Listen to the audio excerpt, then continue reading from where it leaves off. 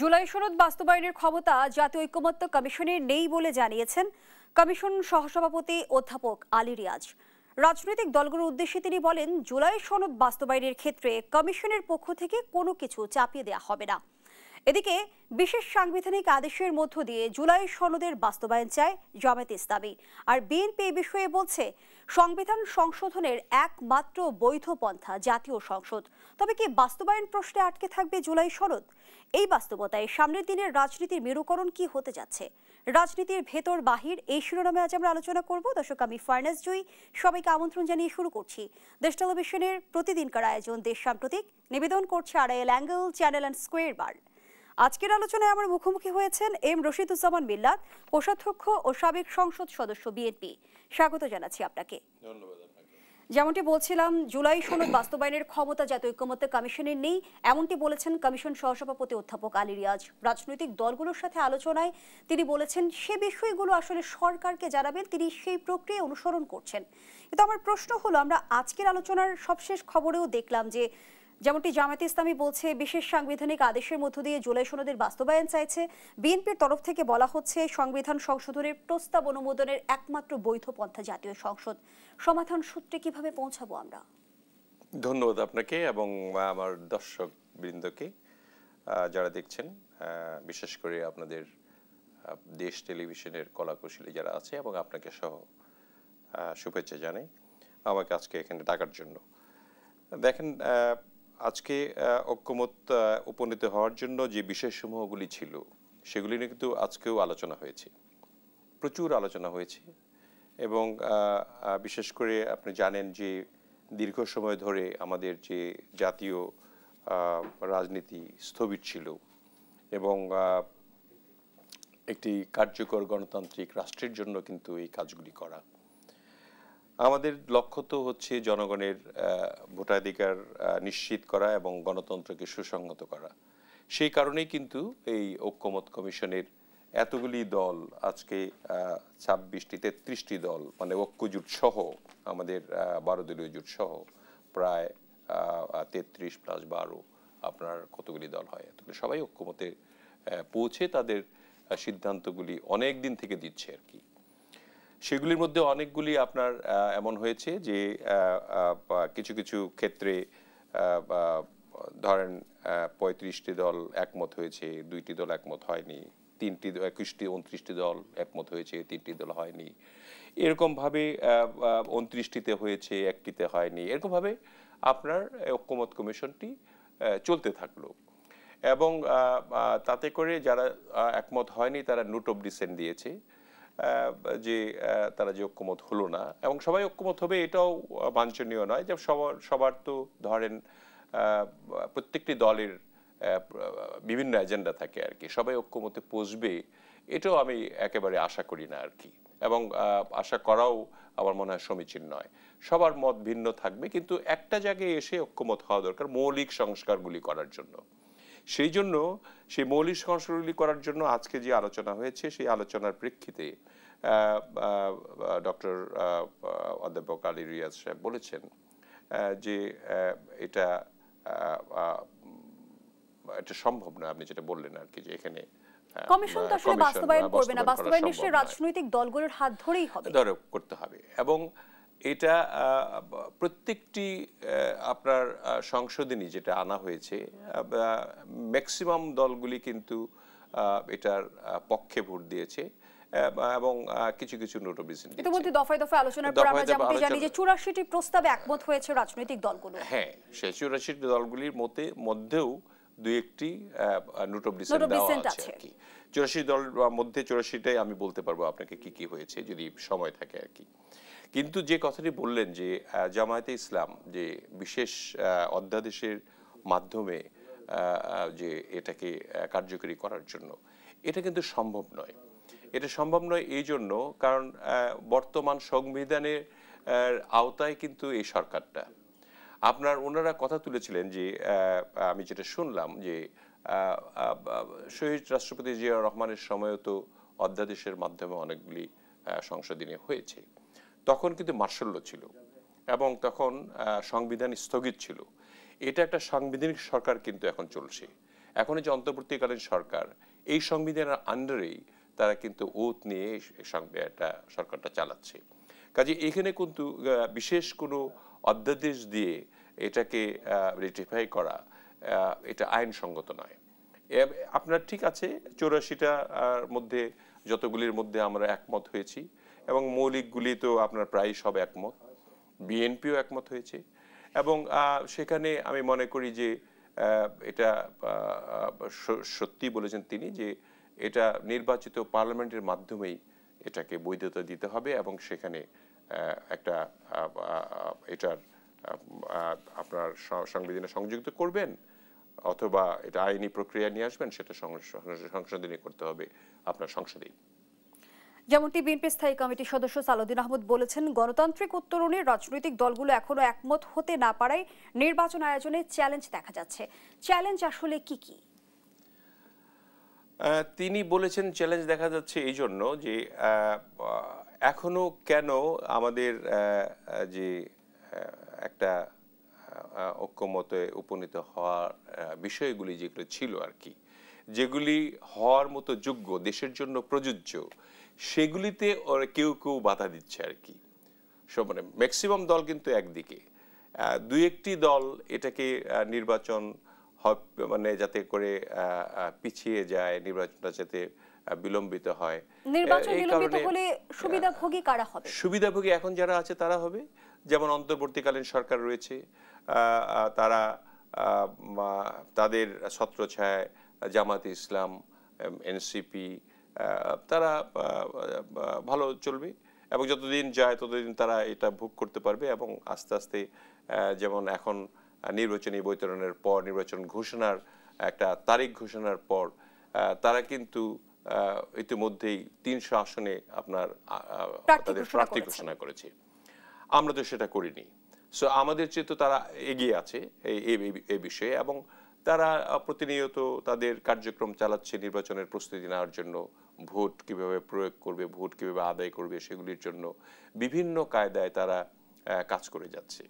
সেই প্রসঙ্গে তিনি হয়তো বলেছেন আমাদের সালাউদ্দিন সাহেব, তিনি তো অত্যন্ত একটা মানে প্রত্যেকটা আইন কানুন এবং পুরা সংবিধান আমি মুখস্থ বলবো আর কি, এবং তাকে আপনার বিশ্বাস করে তার যে আইনগুলি যে সংবিধানে রয়েছে সেগুলি যেভাবে বর্ণনা করেন, সেগুলি আসলে আমাদের ঐক্যমত কমিশনে যারা আমরা কমিশনে গিয়েছি, যে দলগুলি গিয়েছি, তাদের একমত হওয়া প্রয়োজন আসলে আমি মনে করি। কারণ এখানে কিন্তু আমরা অ্যাকচুয়ালি এই জুলাই আগস্টের অভ্যুত্থানের পার্ট কিন্তু আমরা সবাই। আমরা এই দেশটাকে একটা স্বাধীন সার্বভৌম রাষ্ট্র হিসেবে দেখতে চাই, যেটা বিগত সরকারের আমলে আপনার বিনষ্ট হয়ে গেছিল, এবং সেটাকে পুনরুদ্ধার করতে গেলে আমাদের ঐক্যমত লাগবেই। আমরা সকলকে নেই, কিন্তু গণঅভ্যুত্থানের 1 বছরের মধ্যে কেন ঐক্যে ফাটল ধরলো? ওকে এখন ধরেন এখন তো যার যার স্বার্থ নিয়ে শেষে কাজ করে। এখানে আমাদের দুর্ভাগ্য হলো যে আমরা বাংলাদেশি, আমরা যে বাঙালি জাতি, বাংলাদেশি যারা আছি, তারা কোনো একটা বিষয়ে ধরেন একটা অল্প সময়ের জন্য আমরা ভালো থাকি, আবার কিছু সময় নিজের ক্ষুদ্র স্বার্থের জন্য আমরা নিজেরা বিভক্ত হয়ে যাই। রশিদুজ্জামান মিল্লাত, রাজনৈতিক দলগুলোর মাঝে স্বার্থের দ্বন্দ্ব থাকবেই, কিন্তু রাজনীতি কিংবা নির্বাচন কিংবা একেবারে মৌলিক বিষয়ে আমরা কেন একমত হতে পারি না? একমত হয়েছে, অনেকেই তো হয়েছে। যারা একমত হতে চায় না, ওই তো একটু আগে বললাম, যারা নির্বাচনকে প্রলম্বিত করতে চায় তারাই একমত হতে চায় না। কারণ একমত হওয়ার তো না হওয়ার কোনো কারণ নেই। কারণ দেখেন আপনার যে 28টি বিষয়ে যেটা হয়েছে, সংবিধান সংশোধন, সংবিধানের বিলুপ্তি, স্থগিতকরণ ইত্যাদি অপরাধ সহ, তারপরে আপনার ক্রান্তিকালীন ও অস্থায়ী বিধানাবলী যেগুলি আছে সন্নিবেশিত, সেগুলি কিন্তু সবগুলি আলোচনা হয়েছে। এর আগে যেমন বিএনপি স্থায়ী কমিটির সদস্য সালাউদ্দিন আহমদ কিন্তু বলেছিলেন যে জাতীয় ঐক্যমত্য কমিশনে আলোচনা কম, খানাপিনা বেশি হয়েছে। তাহলে কি খানাপিনায় আটকে থাকবে ঐক্যমত্য? সেগুলি হয়তো কথার কথা হয়েছে, কিছু কাজ হয়নি তা নয়। সবাই তো একসঙ্গে ঐক্যমত্য কমিশনে গিয়ে তো একসঙ্গে বসেছে তো সবাই, না? এবং সবাই সেখানে কথা বলে সবার মত প্রকাশ করতে পেরেছে। আবার বাইরে এসে সবাই হয়তো যার যার এজেন্ডা নিয়ে তারা রাজনীতি করার চেষ্টা করছে। আমাদের রাষ্ট্র পরিচালনার মূলনীতি যেগুলি নিয়ে আলোচনা হয়েছে সেগুলির মধ্যে কিন্তু প্রায় ম্যাক্সিমাম দলগুলি একমত হয়েছে, এবং সেই যে মেজরিটি যেটা হয়েছে সেগুলি নিয়ে আমাদেরকে কাজ করা দরকার। যেমন ধরেন রাষ্ট্রপতির ক্ষমতা কি হবে, আপনার প্রধানমন্ত্রী এবং রাষ্ট্রপতির ভারসাম্যতা, ক্ষমতার ভারসাম্যতা, এটা নিয়ে একমত হয়েছে সবাই। তারপরে প্রধানমন্ত্রীর মেয়াদ 10 বছরের বেশি হবে না, এবং একটা লোক 10 বছরের বেশি প্রধানমন্ত্রী হতে পারবেন না। আগে তো ছিল এরকম যে 2বার কনজিকিউটিভ টাইমে 2বার হতে পারবে, তারপরে একটা গ্যাপ দিয়ে আবার তিনি করতে পারবেন। কিন্তু তারপরে সকলেই যখন ঐক্যমত কমিশনে যারা গিয়েছেন, যারা দলগুলি গিয়েছেন, তারা যখন এই প্রস্তাবটা এনেছেন যা 10 বছরের বেশি হতে পারবে না, তখন কিন্তু এই বিএনপি বৃহত্তম দল, এই দলটি কিন্তু না মানার কথা স্বাভাবিকভাবেই, যে না আমাদের দলটা তো অনেক বড় দল, আর আমাদের কেন আমরা এটা মানব। কিন্তু সেটাও এই সম্প্রীতির কারণে বাংলাদেশকে সুন্দর এবং সকলে মিলে ঐক্যবদ্ধভাবে পরিচালনার জন্য, সেটা তো কিন্তু আমাদের ভারপ্রাপ্ত চেয়ারম্যান তিনি বলেছেন হ্যাঁ 10 বছরই গুড এনাফ। একটা মানুষ 10 বছরের বেশি রাজনীতি প্রধানমন্ত্রী হওয়ার প্রয়োজনটা কি? এই যে একটা মানে একটা সহনশীলতা এবং একটা আপোষের মতো একটা প্রস্তাব, এগুলি কিন্তু সবাইকে অ্যাপ্রিসিয়েট করা উচিত, এবং এই অ্যাপ্রিসিয়েট করে এগুলি মেনে আপনার সংবিধান মতেই এই ঐক্যমত কমিশনে যে সমস্ত বিষয়গুলি এখানে তো সবগুলি ঘটনাই ঘটেছে, যেমন মূলনীতি সহ সকল সম্প্রদায়ের অবস্থান, মৌলিক অধিকার সবার যেগুলি আছে সেগুলি সহ আপনার সমস্ত বিষয় কিন্তু আলোচনা হয়েছে। বিশিষ্ট আইনসভার বিষয়ে কিন্তু রাজনৈতিক দলগুলো একমত, কিন্তু গঠন প্রক্রিয়া নিয়ে আমি যেমনটি দেখেছি যে মত পার্থক্য আছে রাজনৈতিক দলগুলোর মাঝে। এটা থাকবে, এটা প্রত্যেকটা রাজনীতিতে গণতন্ত্রের সৌন্দর্য কিন্তু এটার মধ্যেও নিহিত। আপনার সব দল একমত হবে তাহলে আর গণতন্ত্র থাকবে না, সব বিভিন্ন দলের বিভিন্ন মত থাকবে, এর মধ্যে যেটা জনগণের জন্য বাংলাদেশের জন্য ভালো হবে সেটাকেই গ্রহণযোগ্য বলে মনে করে নেওয়াটাই হবে। বর্তমান রাজনীতিতে আমরা যেমনটি দেখছি পিআর এর দাবি রয়েছে, আছে গণপরিষদ নির্বাচনের দাবি, সবকিছু মিলিয়ে বলা হচ্ছে যে আমরা খালি চোখে যা দেখছি, যে দাবি দেখছি, নির্বাচন জুড়ে যে শর্ত দেখছি, আসলে তা নয়, পর্দার অন্তরালে অন্য হিসেব নিকেশ চলছে। আসলেই কি তাই? এটা বলতে পারেন আপনি, পর্দার বা আড়ালে হিসাব নিকেশ যদি অন্যরা কেউ করে থাকে সেটা বাস্তবায়িত কতটুকু হবে বাংলাদেশের জনগণ সেটা সিদ্ধান্ত গ্রহণ করবে। আমি জানি না যে আমার দলের সঙ্গে নেগোসিয়েশন কাদের চলছে, আমি নিজেই জানি না এখন পর্যন্ত। সো আমি যেটা জানি যে রাষ্ট্রপতির নির্বাচনটা কিভাবে হবে এটার মধ্যে একমত হয়েছে। তারপরে রাষ্ট্রপতির ক্ষমতা, দায়িত্ব, বিচার বিভাগকে আলাদা করা, বিচার বিভাগের জন্য একটা সেক্রেটারিয়েট আলাদা করা, আইনসভা, বিচার বিভাগ এবং যে আপনার শাসন বিভাগ যে আলাদা করা, এই তিনটার ব্যাপারে সবাই একমত হয়েছে, এবং সেগুলি কার্যকরী পদক্ষেপ যাতে গ্রহণ করা হয় সেগুলি নিয়ে পার্লামেন্টে আপনার আলোচনা করে সেই সিদ্ধান্তগুলি গৃহীত হবে। এবং আপনার এমনকি চুলচেরা বিশ্লেষণ করে রাষ্ট্রপতির ক্ষমা প্রদর্শনের ঘটনাগুলি আপনার বিগত সরকারের আমলে দেখেছেন যে মার্ডার কেসের আসামি তাদেরকে আপনার ছেড়ে দেওয়া হয়েছে বিভিন্ন মানে নির্বাহী আদেশে, অথবা প্রধানমন্ত্রীর একটা ফোন কলে এটা করেছে। যে এই যে স্বৈরতন্ত্রগুলি ছিল সেগুলি কিন্তু সবার মাথার মধ্যে এনে এনে বিশ্লেষণ করে করে আপনার রাষ্ট্রপতির ক্ষমা প্রদর্শন কিভাবে করতে পারবেন, কি করতে পারবেন, সেগুলি কিন্তু আলোচনা করা হয়েছে। চুলচেরা বিশ্লেষণে আপনার 30টি রাজনৈতিক দল একমত হয়েছে, হয়তো 2-1টি হয়নি, এরকম হয়েছে। এবং প্রধানমন্ত্রী পদের মেয়াদ সম্বন্ধে আমি বললাম, প্রধানমন্ত্রী একাধিক পদে থাকার বিষয়ে কথা উঠেছে, যে প্রধানমন্ত্রী থাকলে পরে তিনি দলীয় প্রধান থাকতে পারবেন না। এই ধরনের আলোচনা বিশদ হয়েছে।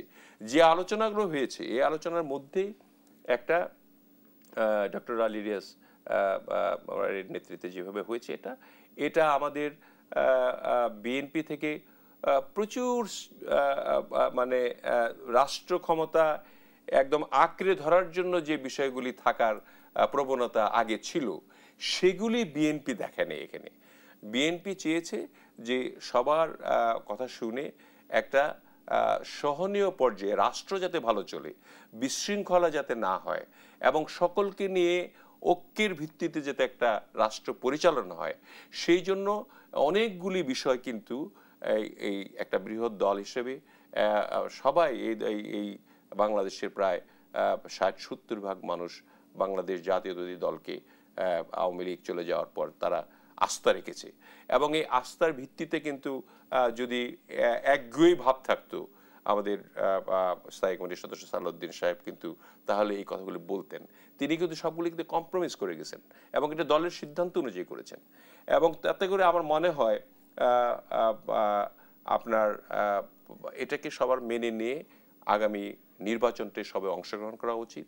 এবং নির্বাচনটি আমাদের দেশের যে আপনি একটু আগে বললেন যে পিআরের কথা, সেই পিআর পদ্ধতি আমাদের দেশে প্রযোজ্য নয়।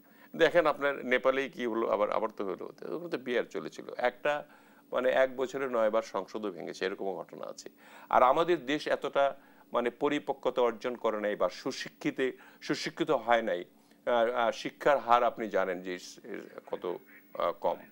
এবং এখানে মানুষ প্রার্থীকে বেছে নেয়, প্রার্থী তার এলাকার কি কি কাজ করতে পারবে, তার উপরে কতটুকু বিশ্বাসযোগ্যতা আছে, সে কিভাবে মানুষের কল্যাণে কাজ করবে, এবং কৃষক শ্রমিক থেকে আরম্ভ করে গরিবের বা সাথে মেশা এবং তাদের দুঃখ দুর্দশা নিয়ে ভাবনা, এইগুলি কে করতে পারবে, এই প্রার্থীকে দেখে কিন্তু তারা ভোট দেয়। এবং সে কারণেই আপনার এখানে পিআর পদ্ধতিটা মোটেই প্রযোজ্য না। তারপরেও তারা আপারটায়ার যেহেতু করা হচ্ছে, যে দ্বিকক্ষ বিশিষ্ট সংসদ, এটা কিন্তু মানে এখানেও পিআর এর কথা বলেছে, তারা 100% পিআর চাচ্ছে আর কি। তো সেখানেও আমার মনে হয় মানে একটা আলোচনা হতে পারে আরো, আমার জানি না। আমার মনে হয় আমাদের স্থায়ী কমিটির সদস্য জনাব সালাউদ্দিন সাহেব, তিনি যেহেতু লিড করছেন, তিনি ভালো বলতে পারবেন। কিছুদিন আগে একটা আলোচনা এসেছিল যে উচ্চকক্ষে পিআর এর বিষয়ে আসলে গণভোটে যাবে কমিশন, গণভোটে সমাধান আসবে কিনা সে প্রশ্ন রেখে বিরতিতে যেতে চাই। দর্শক, দেশ সাম্প্রতিকের এই পর্যায়ে একটা বিরতি নিচ্ছি, সাথেই থাকুন। আবার আমন্ত্রণ, দেখছেন দেশ টেলিভিশনের নিয়মিত আয়োজন দেশ সাম্প্রতিক, নিবেদন করছে Arail angle channel and square বার। আমরা আবারও ফিরছি আলোচনায়। জনাব রশিদুজ্জামান মিল্লাত, যে আলোচনায় আমরা ছিলাম, মত পার্থক্যের যে বিষয়গুলো তৈরি হয়েছে জাতীয় ঐক্যমত্য কমিশনের সংস্কার প্রস্তাবগুলো নিয়ে, সেগুলো নিয়ে যদি গণভোট হয় সমাধান সূত্রে পৌঁছাতে পারবো কি আমরা? আমার ধারণা আপনি এটা সমাধানে পৌঁছতে পারবেন না। কারণ দেখেন, গণভোট আর আমাদের এই যে নির্বাচন একসঙ্গে, মানে জাতীয় নির্বাচন একসঙ্গে যদি করতে যান, মানুষ তো প্রার্থীকে দেখে একটা প্রতীক দেখে ভোট দেয়, প্রার্থীকে একটা সিল দিয়ে চলে আসলো। আমাদের গ্রামের যে প্রত্যন্ত অঞ্চলের মানুষগুলি, আপনারা তো 70% মানুষ আপনার ধরেন তারা ওই যে গণভোটে কি আছে, কি পড়তে হবে, দেখে কি স্বাক্ষর করতে হবে এবং সেটাকে বুঝতে হবে। তো তার গণভোটে হা না কি করবে না করবে এটা তো পড়তে হবে আগে, গণভোটে কি কি আছে সেগুলি দেখার সামর্থ্য আপনার 70% লোকের নাই। এমনকি আপনার স্বাক্ষরবিহীন লোক আছে প্রায় 10-15% এখন পর্যন্ত, এটা যদি বাস্তব আপনি চিন্তা করেন আর কি। আর স্বাক্ষর দিতে পারলেও শুধু স্বাক্ষরই দিতে জানেন, অন্য কিছু পড়তে পারেন না, এমন লোক আছে 15-20%। আপনার প্রায় 30% লোক এটা বুঝবেই না। সো আপনি এই এত বড় বৃহৎ একটা মানে চাঙ্ক অফ পিপুলকে বাইরে মানে বুঝতে না দিয়ে আপনি গণভোট কিভাবে করবেন? এবং এটা আসলে আমাদের দেশের জন্য মোটেই প্রযোজ্য না। হ্যাঁ, অন্যান্য দেশের জন্য প্রযোজ্য হতে পারত, আমরা আমাদের জন্য হবে হয়তো ভবিষ্যতে। তরুণ প্রজন্ম জেগে উঠছে, ইনশাআল্লাহ হয়তো দেশ একটা শিক্ষিত দেশে পরিণত হবে যখন আমরা ওইরকম একটা পর্যায়ে যাব। এটা তো পর্যায়ক্রমে আপনার সংস্কারগুলি করে করে আপনার দেশটা একটা ভালো পর্যায়ে যাবে। আপনার মনে আছে কিনা, আমরা 31 দফা দিয়েছি, এটা আমাদের কথা বলেছি অনেক সময়। 31 দফা থেকে সন্নিবেশিত করা আছে, এভরিথিং ইজ দেয়ার। সুশিক্ষা থেকে আরম্ভ করে, স্বাস্থ্য থেকে আরম্ভ করে, আপনার একদম ফ্যামিলি কার্ড, কৃষকদের জন্য কি করতে হবে, এই যখন এটার একটা পর্যায়ক্রমে এই চলমান প্রক্রিয়ায় যখন সংস্কারগুলি হবে, একটা দেশ যখন ওই পর্যায়ে আসবে, তখন কিন্তু আপনি পিআরও যেতে পারবেন। It will take time. কিন্তু this is not the time যে আপনি গণভোট এবং জাতীয় নির্বাচন একসঙ্গে করতে পারবেন। It is quite impossible. যেটা পসিবল সেটাই করা উচিত। এবং এটা কিন্তু ইম্পসিবল যে যারা এই প্রশ্নটা তুলছেন তারা কিন্তু জানেন, জেনে মানুষকে বিভ্রান্ত করার চেষ্টা করছেন, অথবা মানুষের মধ্যে একটা বিভ্রান্তি ছড়ানোর চেষ্টা করছেন যে ইলেকশন তো ডেট হয়ে গেছে, এইটা পিছাতেও পারে, এরকম ধরনের একটা মানে ভাইব মানুষের মধ্যে দেওয়া, এটা ছাড়া কিছু নয়। আপনি নিশ্চয়ই অবগত আছেন, জুলাই সনদের খসড়া চূড়ান্ত করেছে ঐকমত্য কমিশন এবং সেখানে বলা হয়েছে স্বাক্ষরকারী দলগুলো এই সনদ নিয়ে কোনো আদালতে প্রশ্ন তুলতে পারবে না। তারা সনদ বাস্তবায়নের প্রতিটি ধাপে আইনি ও সাংবিধানিক সুরক্ষা নিশ্চিত করবে। এ বিষয়টি নিয়ে আসলে বিএনপির মতামত কি? এটার মতামত আমি বলবো, বিএনপির মতামত হলো এটা তো স্বাক্ষরিত যদি হয়ে যায়, সেটা নিয়ে আপনার আইনগত বিষয় নিয়ে আবার কে যাবে, কোন দল যাবে? সবাই যদি ঐকমত্যই হয় তাহলে তো আপনার কোর্টে যাওয়ার কোনো প্রশ্ন আসে না।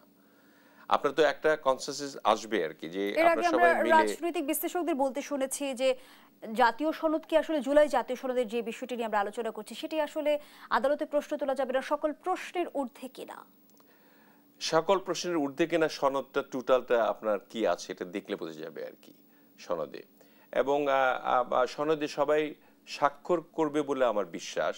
কাজেই এটা আমার মনে হয় না যে আপনার সেই আইনগত কোনো প্রবলেম থাকবে এবং কোর্টে যাওয়ার মতো অবস্থান থাকবে বলে আমার মনে হয় না। আমরা দেখলাম যে ছাত্র সংসদ নির্বাচন নিয়ে রাজনৈতিক অঙ্গনে এবার ব্যাপক আলোচনা চলছে। 9 সেপ্টেম্বর ডাকসু নির্বাচন অনুষ্ঠিত হলো, আজ 33 বছর পর জাকসু নির্বাচন অনুষ্ঠিত হলো এবং ত্রুটি বিচ্যুতির কথাও এসেছে, অভিযোগ পাল্টা অভিযোগ আমরা দেখেছি। কিন্তু ছাত্র সংসদের এই নির্বাচন জাতীয় রাজনীতিতে কি কি প্রভাব ফেলবে বলে মনে করেন? প্রথমে আমি আগে বলি যে ডাকসু নির্বাচনের ফলাফল যেভাবে হোক না কেন, আমি তাদের ছাত্র সমাজকে তাদের যে অংশগ্রহণমূলক যে একটা নির্বাচনের জন্য তাদেরকে আমি স্বাগত জানাই। অ্যাটলিস্ট অংশগ্রহণ করে নির্বাচনটা হলো আর কি, সবাই ভোট দিতে পারলো। এই ভোটের কারচুপির ব্যাপারে অনেকগুলি প্রশ্ন আপনারা ইতিমধ্যেই দেখেছেন, এগুলি আছে। এবং ইসলামিক ছাত্র শিবির যথেষ্ট সক্রিয় ছিল এবং সেই কারণে প্রতিযোগিতামূলক যে প্রক্রিয়ার অংশ হিসাবে আপনার আমাদের যে চর্চা, সেটার প্রেক্ষিতে ছাত্রদল অংশগ্রহণ করেছে এবং সেখানে ভোটাভুটি হয়েছে। কিন্তু আমি মনে করি যে এখানে ভোটের আপনি প্রশ্ন তুলতে পারেন যে ভোটের ফলাফল তাহলে এরকম হলো কেন। যে দেখেন 17 বছর থেকে যে আমাদের ছাত্রদল নির্যাতিত, আপনার মনে আছে কিনা আমাদের ছাত্রদলের সভাপতি ক্যাম্পাসে ঢুকেছিল একবার, সেখানে তাকে হাতুড়ি দিয়ে পিটিয়ে মাথার মধ্যে মানে মাথা ফাটিয়ে দেওয়া ছিল, মানে মৃত্যুপ্রায় অবস্থায় ছিল আর কি, সেখান থেকে বের করে দেওয়া হয়েছে। এবং ফ্যাসিস্ট সরকার এমন অবস্থায় ছিল, মানে কোনো ধরনের ছাত্রদলের কোনো হলে ছাত্রদলের পক্ষের কোনো নেতা, ছাত্রদল করা তো দূরের কথা, ছাত্রদলের পক্ষে বা জাতীয়তাবাদী শক্তির পক্ষের একটা তরুণ ছাত্র সেখানে বসবাস করবে সেই অবস্থানে ছিল না। এবং এটার ধারাবাহিকতায় আপনার 5ই আগস্টে যখন আপনার এই স্বৈরতন্ত্রের পতন হলো এবং ফ্যাসিস্টদের পতন হলো, তার আগে থেকে কিন্তু এই যারা আপনার ছাত্র শিবির, তারা কিন্তু সেখানে অবস্থান করছিল। তারা হয়তো তাদের সংগঠন নিষিদ্ধ করা হয়েছিল, গুপ্ত রাজনীতি করেছে তারা, এমনটি বলা হয়। যেহেতু নিষিদ্ধ ছিল, তারা তাদের সেই নামে ছিল না, তারা সেখানে ছিল, তারা হয়তো আওয়ামী লীগের নামে ছিল, তারা হলে বসবাস করেছে। এবং হলে এর যে নিয়মিত ছাত্র হিসাবে আমাদের ছাত্রদলের ছাত্ররা কিন্তু থাকতে পারে নাই। এবং আপনার যখন নির্বাচনটা ঘোষণা হলো, তার ধরেন কত বছর থেকে তারা তো প্রিপারেশন নিয়েছে, এবং বিশেষ করে 5ই আগস্টের পরে 1 বছরের মধ্যে নির্বাচন যে হবে একটা, তারা কিন্তু জানতো, যেহেতু এই সরকারের কিছুটা আমি বলবো ইন্ডিকেশন সমর্থিত প্যানেলের এই ভূমিধস জয়ের পেছনে কি আসলে কৌশলে তারা এগিয়েছিল, এই কারণে এমনটি হয়েছে? সে আলোচনায় ফিরতে চাই, আবারও বিরতির সময় হয়েছে। দর্শকদের সাম্প্রতিকের এই পর্যায়ে আবারও বিরতিতে যাচ্ছি, সাথেই থাকুন। আবারও আমন্ত্রণ, দেখছেন দেশ সাম্প্রতিক। আমরা আবারও ফিরছি আলোচনায়। জনাব রশিদুজ্জামান মিল্লাত, যে আলোচনায় আমরা ছিলাম, ছাত্র সংসদ নির্বাচন নিয়ে আলোচনা করছিলেন। যেমনটি প্রধান উপদেষ্টার প্রেস সচিব শফিকুল আলম বলেছেন, জাতীয় সংসদ নির্বাচন কেমন হতে পারে, ডাকসু নির্বাচন তার জন্য তার একটি বড় টেস্ট ছিল। সেই টেস্টে সরকার ভালোভাবে উত্তীর্ণ হয়েছে কি? ওনার সেন্সে হয়তো এটা টেস্ট কেস হিসাবে ভালো হয়েছে। তা একটা নির্বাচন তো হয়েছে, উনি নির্বাচনের কথা মিন করে হয়তো বলেছেন আর কি। যে একটা নির্বাচন হলো, একটা টেস্ট কেস, একটা নির্বাচন করলাম, জাতীয় সংসদ নির্বাচনটা করতে পারবো, কিন্তু নির্বাচনে কি কি ঘটেছে সেগুলি বিশ্লেষণ করলে তো পাওয়া যাবে আর কি। সেই নির্বাচনটা আমরা চাই না। আমরা চাই একটা একদম সুষ্ঠু, অবাধ, নিরপেক্ষ একটা নির্বাচন, আগামী সংসদ নির্বাচন আমরা দেখতে চাই। এবং আমাদের মতে, আপনারা জানেন যে আমাদের ভারপ্রাপ্ত চেয়ারম্যান জনাব তারেক রহমান সাহেব বারবার বলেছেন আর কি, যে আমরা সাংগঠনিকভাবে কার্যকরী পদক্ষেপগুলি আমাদের গ্রহণ করা উচিত, যাতে করে আমরা নির্বাচনের প্রস্তুতি ফেব্রুয়ারির জন্য সুন্দরভাবে নিতে পারি এবং সেখানে নিরপেক্ষ পরিবেশ থাকে। এটা আমাদের একটা মানে প্রত্যাশা। আমরা চাই একটা স্বচ্ছ, প্রতিযোগিতামূলক এবং একটা আপনার নির্বাচন মুক্তভাবে ভোট দিতে পারে এমন একটা পরিবেশ আমরা চাই আর কি। সেই পরিবেশটা যদি সারা দেশে দিতে পারে, সেই হিসেবে যদি বলতে পারেন যে সেখানে হয়তো চেষ্টা করেছেন, কোনো গণ্ডগোল হয় নাই, ছাত্রদল প্রোটেস্ট করেছে ইন এ নাইস ম্যানার, সেখানে কোনো সহিংসতা সংঘাত বা মারামারির ঘটনা আমরা দেখিনি। সেই প্রসঙ্গে তিনি বলেছেন হয়তো যে টেস্ট কেস যে ওখানে সংঘাতপূর্ণ হবে না, এই প্রসঙ্গ তিনি বলতে পারেন আর কি। আর আমাদের তো নতুন প্রজন্ম এখন চায় একটু স্পষ্ট ভবিষ্যৎ, এবং সেই ভবিষ্যতের কারণে আমরা প্রায় 4 কোটি তরুণরা ভোটার হবে, এবার ভোট দেবে। তাদের যে প্রায় 30%। হ্যাঁ, বিএনপির ভিশন হলো এমন একটি বাংলাদেশ গড়া যেখানে শিক্ষা, আপনার মানসম্মত কর্মসংস্থানের সুযোগ, তারপরে আপনার উদ্যোক্তাদের সমর্থন, প্রযুক্তি যাতে হবে উন্নয়নের যাতে প্রধান হাতিয়ার হয়, এরকম একটা আমাদের 31 দলের মধ্যে টোটাল সন্নিবেশিত করা আছে। কিন্তু নির্বাচন বিএনপিকে কি বার্তা দিয়েছে? বিএনপি কি আরো সচেতন হবে? ডেফিনেটলি ডাকসু নির্বাচনের আমাদের তো দেখেন, এই ডাকসু নির্বাচন থেকে শিক্ষা তো একটা নেওয়া হয়েছে যে কিভাবে নির্বাচন করলে পরে কি আমাদের নির্বাচনের পদ্ধতিটা কি হওয়া উচিত, আমাদের কেমন সিরিয়াস হওয়া দরকার, আমাদের জনগণের সঙ্গে থাকা কিভাবে দরকার, জনগণের সমর্থন কিভাবে আদায় করা দরকার, এগুলি দরকার আর কি। তবে ডাকসু নির্বাচনের জন্য যে জাতীয় নির্বাচনের খুব একটা ভালো প্রভাব পড়বে, এই প্রভাবে আপনি অনেকেই উচ্ছ্বসিত হতে পারে যে ডাকসু নির্বাচন যেহেতু অন্য একটি প্যানেল পেলো, তার জন্য একটা মানে বড় কিছু একটা হয়ে যাবে। দেখেন, মান্না ভাই একটা জিনিস কোট করেছে কিন্তু, যে উনি 2 বার ডাকসু নির্বাচনে ভিপি ছিলেন, কিন্তু তার দলের কোনো সময় কিন্তু প্রসার ঘটাতে পারেননি এবং তিনি কোনো সময় জাতীয় নির্বাচনে পাশও করতে পারেননি। সেই জন্য এই ফলাফলটা জাতীয় নির্বাচনে কোনো রকমের প্রভাব ফেলবে না বলে আমার বিশ্বাস, এবং আমরাও একটু সক্রিয় হব। আমাদের জন্য একটা নকিং, একটা ভালো জিনিস, কিন্তু আসলে তো আমরা সুযোগও পাইনি ওরকম। আমি তো একটু আগে বলেছি, বর্ণনা করলাম আপনার, 17 বছর আমাদের ছাত্রদল নাই, সেখানে ছাত্রদলের ছেলেরা হলে থাকতে পারে নাই, হলে কোনো রকমের আমাদের আধিপত্য ছিল না, অথচ ছাত্র শিবিরের অন্য নামে হলেও তারাই ছিল সবসময় সেখানে। অতএব তারাই আওয়ামী লীগ, তারাই ছাত্র শিবির, তারাই সম্মিলিত ছাত্র সংগঠন, সবাই মিলে তারা একত্রে ভোট দিয়েছে। কৌশলে কি ছাত্র শিবির অনেকটা এগিয়ে গেছে এই নির্বাচনে? কৌশলে অনেকটা এগিয়ে গেছে কি আমরা? হ্যাঁ, ছাত্র কৌশলে এগিয়ে গেছে, এটা তো তার মধ্যে কিছু কিছু শোনা যাচ্ছে। তারপরেও আমি বলবো যে একটা নির্বাচন হয়েছে, আমি ভালো, আমি তাদের সাধুবাদ জানাই।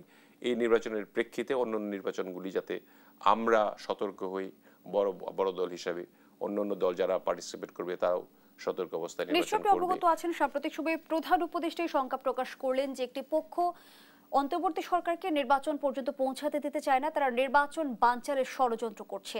আবার নির্বাচন কমিশনের তরফ থেকে বলা হলো যে আগামী নির্বাচন হতে যাচ্ছে ইতিহাসের সবচেয়ে ঝুঁকিপূর্ণ নির্বাচন। এই বাস্তবতায় নির্বাচন নিয়ে আসলে বিএনপির পারসেপশনটা কি? বিএনপির পারসেপশন হলো, দেখেন এই ডাকসু নির্বাচনে দেখেন অনেকগুলি ঘাটতি কিন্তু রয়েছে, অনেকগুলি এলিগেশন রয়েছে। মেয়েটার নাম কি, ওবামা, সেও কিন্তু মানে তার স্ট্যাটাস দেখে আপনারা বুঝতে পারবেন, সেগুলো নিয়ে কিন্তু সহিংসতার কোনো রকম ছাপ কিন্তু আমাদের মধ্যে থেকে নাই। অতএব সহিংস হবে না, এটা যাতে না হয় সেই কারণে আমরা অতন্ত্র প্রহরীর মতো আমরা কাজ করব। অতএব আমি মনে করি যে আগামী নির্বাচনটা খুব মানে সুষ্ঠুই হবে এবং ঝুঁকিপূর্ণ বলে আমি মনে করি না। যদিও যদি বলে থাকে নির্বাচন কমিশন, সেটা হবে না। এই জন্য সেখানে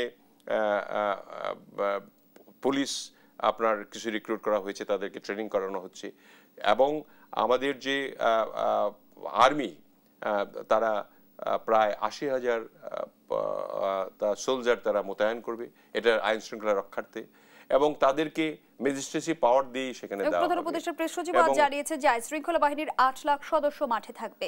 সো আমার মনে হয় না, আমার আর অনেকদিন মানুষ ভোট দেয় না, সো এটা হবে আমার কাছে মনে হয় যে একটা সুষ্ঠুপূর্ণ নির্বাচনই হবে এবং নির্বাচন ফেব্রুয়ারিতে হবে, এর মধ্যে আমার মধ্যে কোনো সন্দেহ নাই। এটা যত কিছুই হোক না কেন ফেব্রুয়ারিতে নির্বাচন হবে এবং সেই নির্বাচনে সবাই পার্টিসিপেট করবে, এটি আমার বিশ্বাস।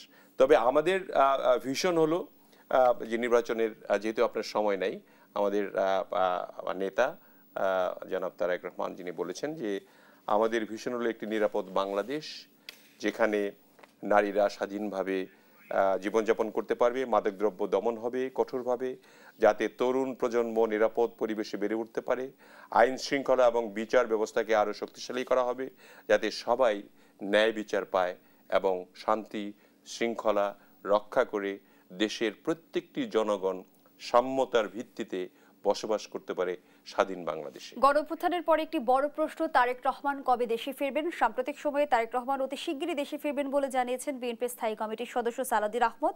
তিনি আরও বলেন, বিএনপির ভারপ্রাপ্ত চেয়ারম্যান দেশে ফিরে এলে দলের ভোটের প্রচারণার অর্ধেকই সেদিন হয়ে যাবে। আমি যদি রাজনীতির প্রভাবের কথা জানতে চাই, রাজনীতিতে কি ধরনের প্রভাব পড়তে পারে? আপনি দেখেন, রাজনীতি কিন্তু ক্যারিসমেটিক একটা লিডার লাগে। শহীদ রাষ্ট্রপতি জিয়াউর রহমানের কি পপুলারিটি ছিল, আপনার যে একটা সৎ সাবলীল সভ্য একটা নেতা যিনি বাংলাদেশকে বিনির্মাণ করতে চান অত্যাধুনিকভাবে এবং সকলের সম অধিকার প্রয়োগের মাধ্যমে এবং সমতার ভিত্তিতে যে উন্নয়নগুলি করতে চান, যে কথাগুলি আমি একটু আগে বললাম, সেরকম একটা নেতা যখন পদার্পণ করবে তখন মানুষের মধ্যে যে ভাইব, যে রাজনীতিতে একটা ভাইব আছে, দেখেন আমরা যখন যাই এলাকায় তখন যে মানুষের যে একটা জনস্রোতের সৃষ্টি হয়, তিনি আসতে পারে বাংলাদেশের জনস্রোতের একটা সৃষ্টি হবে।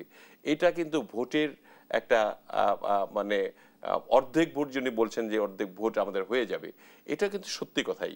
মানুষ জিয়া পরিবারকে, জিয়ার আদর্শকে বিশ্বাস করে, বেগম খালেদা জিয়া আদর্শ সবাই আপোষের নেত্রী হিসাবে অন্যায়ের সঙ্গে কোনোদিন আপোষ করেননি, তার একটা বাস্তবতা রয়েছে।